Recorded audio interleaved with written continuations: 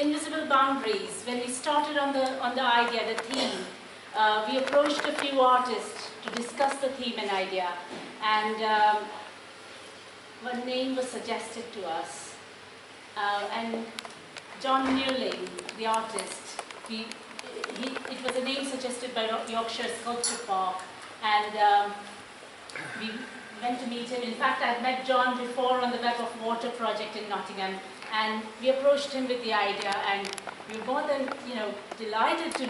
He was very open, he was very welcoming, but he also said that it was connecting to the type of work he does, and also, it fits in very well the theme, the idea of the project, what he's currently working on. So it's a great pleasure to have John on this project as a support, as an artist, in the project, on the artistic side of the project. There's also a series of residencies, art residencies planned here in the Orangery, and if some of you are from the art field, you would know there was a call out sent some weeks back, and we had a fantastic take on it. We had applications flowing in, and it was so nice to see so many different ideas and thoughts flowing by artists. Some amazing expressions have been there and there. And it was a difficult decision to make by the panel. And I'm glad that some of the panel members are here as well, so they can see, and I would be announcing the names today of all those artists who have been selected as a part of the residency program. So definitely we have John Newling, who's going to share his ideas and also develop a work of art as a part of this whole project. We have David Booth. He's here with us. David, do you want to stand up? He's one of the artists associated. Ivan Smith. He's not able to be here today with us. He sent his apologies, but he's one of the artists connected with on this residency program. What we tried to do was we really want to make this project to its best level, have the support of some of the established artists, and also bring in some up-and-coming artists, or some artists who are kind of developing in their careers, and have that bridge, have that connection. And that's when we can say one of the ways of invisible boundaries, So some of the other names I would like to share with you is Katie Harrison. Katie, stand up.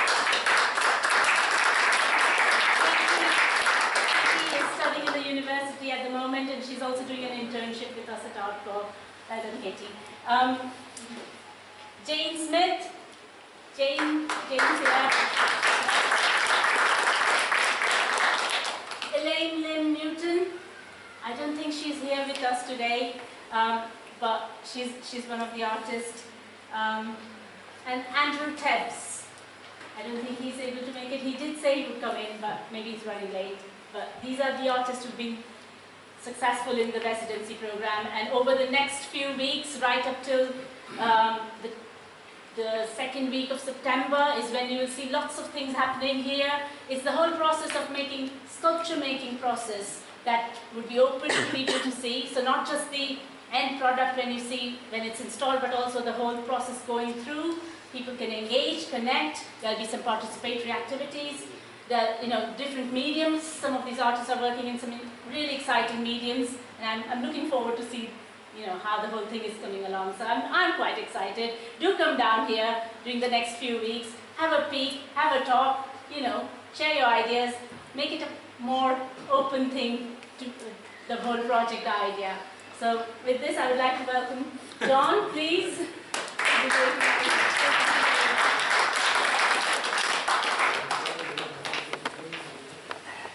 Well, I feel a bit of a fraud really, because it's kind of been suggested that I'm going to be doing a historical analysis of a wonderful city called Derby, and I do believe it is a wonderful city. But in fact, what I'm going to be doing is looking at a series of work that I've never really shown before, of work that I've done with members of the public in different places, in order to try and look at, in fact, to try and make visible the boundaries of what it is that makes us human.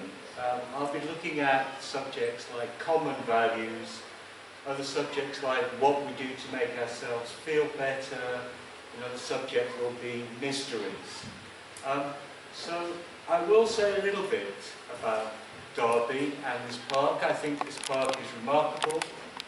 I think Derby should show off about it a lot. What I've done was to make a newspaper of the project with essays by me really about the Anthropocene era, photographs of all the people I've met, various other aspects to the project.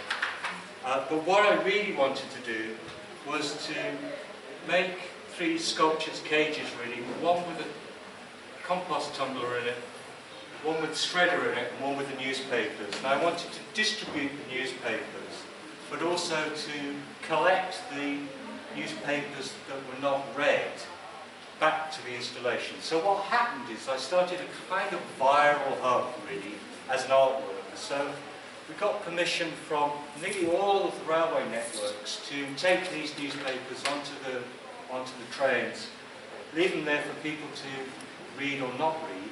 And at the end of each journey, one of the people that worked for me or myself would collect the papers that nobody had bothered to read in order to make into soil. But what happened was that everybody loved them. So they walked off with them on every train. But eventually we managed to get enough. But it was fascinating to see art really being experienced on the train. It's a very, very simple idea, but very, very effective in terms of kind of just beginning to get people interested. So the next real quest of this piece was to try and make, and this is something I've been researching, to try and make soil that was life-sustaining out of 80% paper. And in that gallery, we did the first lot. The paper is shredded, I used urine, I used 20% vegetable matter, and over a period of 27 days, we had soil that would grow plants and trees in. And I was fascinated metaphorically and materially about the fact that anything growing in that soil would kind of absorb metaphorically and materially the substance of this newspaper and its thoughts into its living self. So this really was the beginning of me doing works like the one that's coming up in 2018, which is my first small forest, which will be grown pretty well on soil made out of different texts that I've made. This is a shame because they look great on the computer. That's a ball of the soil, and these are the very early experiments. I was fascinated by the fact that even after just about 12 days, that the 80% paper scrap was able to germinate seeds of not unsophisticated plants. It wasn't just grass I was experimenting with. I was using all kinds of different plants to see how this worked.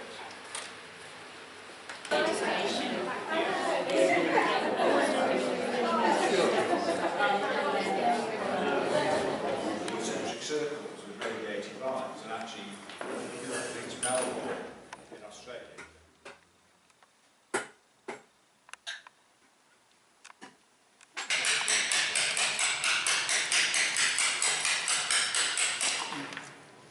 Sorry.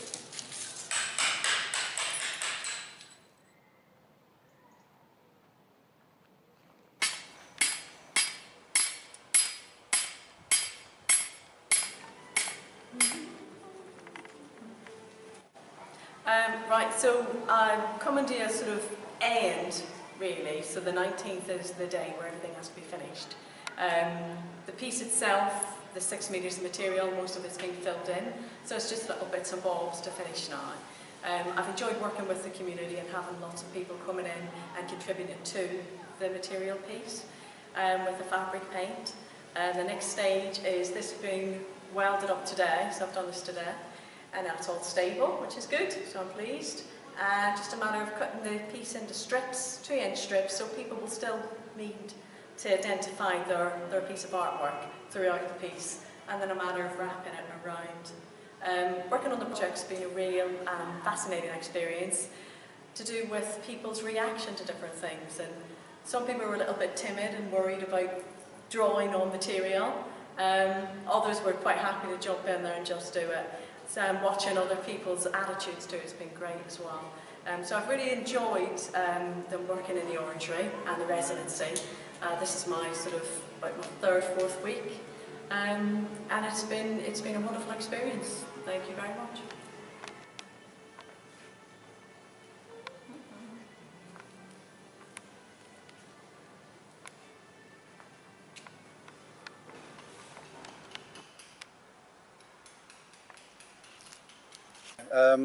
Today's the fifth and final day of Desire Lines. It's my fifth different location, occupying a different part of the park. I found the whole the project different to what my expectations were.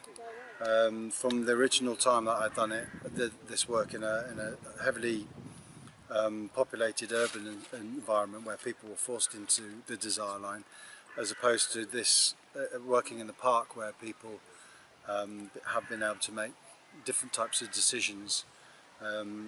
What I found the most interesting thing is actually having the discussions with people that have been interested in what I'm doing and why I'm doing it. So I've become much more actively involved in the work, much more than I anticipated. So that's probably the biggest difference.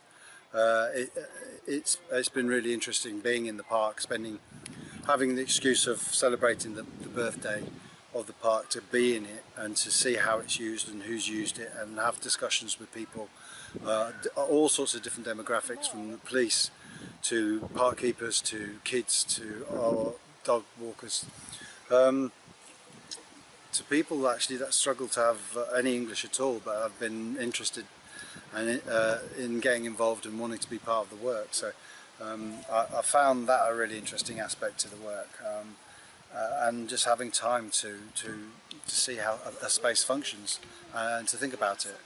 So I'm looking forward to displaying the work on the 19th, in the sense having an overview of all the different locations that I've shown the work. So I think it'll have a kind of sense of completion for people who come on the 19th to see that the work took place in 5 different locations over the course of a week, and so that they might have seen it one day or 2 days, but have realised that geographically it actually encompasses the whole of the park.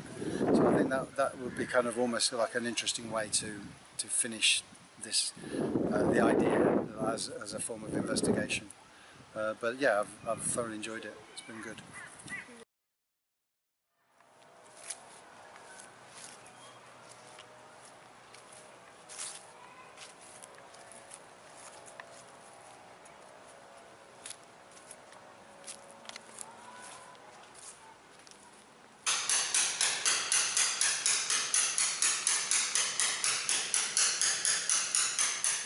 My name is Andrew Tepps. I'm a sculptor and stone carver. I enjoyed the challenge of coming along to the Arboretum and trying to make a new piece of artwork. But really what I wanted to do was just take some time to think about natural forms, and there's a great selection of trees and natural material in the park that I could take inspiration from. What I wanted to do was to find something that might be a new type of technique. So I was looking at the architectural detailing on all the buildings around, and I sort of thought that I could maybe do which would represent the Arboretum, so it would be inspired by one of the trees or plants that are in the Arboretum. So I've chosen to do this carving, which is of the tree outside, which is a home oak, and so I just looked at the detail and magnified it, and that's what I've been experimenting with. So I spent nearly 2 weeks carving to produce the finished piece.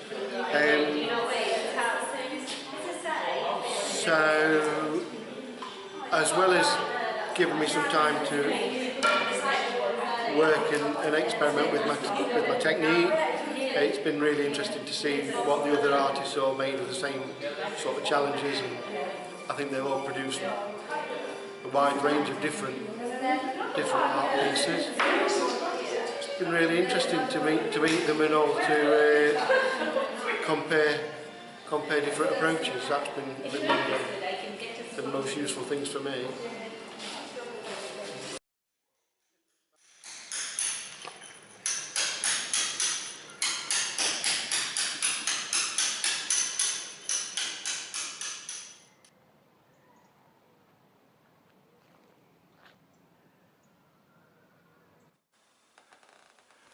Hi, my name's David Booth. I'm an artist from Derby, sculptor. I've got involved with Artcore for the Invisible Boundaries project and visited the park and walked around it and thought about where I could do things. And what I actually thought would be a good idea would be to use mirrored perspex and create a sculpture that would actually absorb the environment as a celebration for the 175 years, and to make people sort of re-look at the park, because the mirrors give it a different view. So what I did was spent a full day building the sculpture in the park. The mirrored perspex was laser cut at the silk mill with help from the remake people, and that's great, thanks to Graham and Joel, and thoroughly enjoyed the day building the sculpture. And then what I did was move it to different parts of the park and got different views and different reflections. I'll be building it again indoors in the orangery. It'll again flow and have some energy and have reflections, and it'll be there for the event, so I'm looking forward to doing that.